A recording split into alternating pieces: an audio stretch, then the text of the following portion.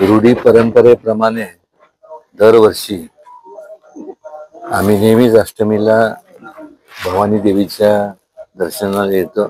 इतर वेळी देखील येतो. पण अष्टमीला इथं येऊन देवीची पूजा करून देवीकडं यावर्षी साकड घातले की सध्याची झालेली पूर परिस्थिती, पूरग्रस्त लोक यांना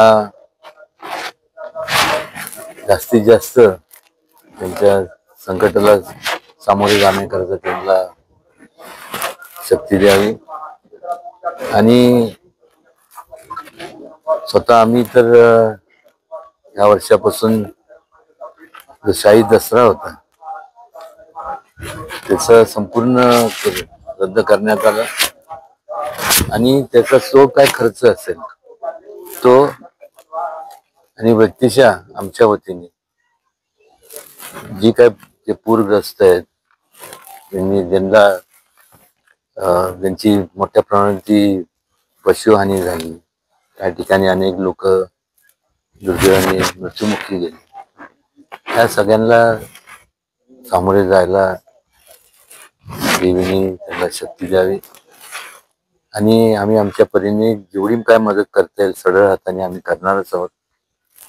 माझं एक आव्हान आहे की अशा संकटाच्या प्रसंगी प्रत्येकाने स्वतःची नैतिक जबाबदारी समजून प्रत्येकाने आपापल्या परीने जेवढं होता येईल तेवढं या संपूर्ण पूरग्रस्त लोकांना मदत करावी.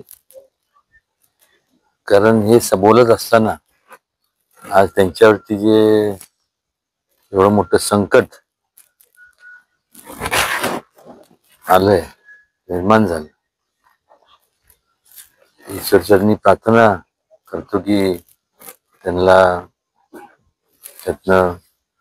जास्त शक्ती द्यावी. आणि आशीर्वाद तर आपण कोणी देऊ शकत नाही, पण निश्चितपणे आपल्या मदतीच्या माध्यमातून जास्तीत जास्त त्यांना मदत करणं एवढंच एक आपलं कर्तव्य समजून प्रत्येकाने ज्याला त्याला आपापल्या परिस्थितीप्रमाणे जे काय फुलाची पाकळी सरळ हाताने मदत करावी एवढं या प्रसंगी विनम्रपणे सर्व, केवळ या जिल्ह्याचं नाही तर सर्व देशातल्या लोकांना किंवा महाराष्ट्रातल्या लोकांना सर्वांना विनम्र आवाहन करतो. आणि अशा प्रसंगाला आज दुर्दैवाने त्यांना सामोरे जावं लागलं. उद्या हे संकट देवाच्या कृपेने कोणावरही येऊ नये, पण असं जेव्हा संकट जेव्हा निर्माण होतं त्यावेळेस एक संघ आपलं कर्तव्य आपण सर्वांनी जसं आपण त्यांच्या जर ठिकाणी असतो आपल्याला सुद्धा एक अपेक्षा असते की अडचणीच्या काळात आपल्याला कोणतरी मदतीचा हात द्यावा. त्याचप्रमाणे आपण सगळ्यांनी जास्तीत जास्त सढळ हाताने मदत करावी एवढीच ईश्वरचरणी प्रार्थना करतो. आणि आज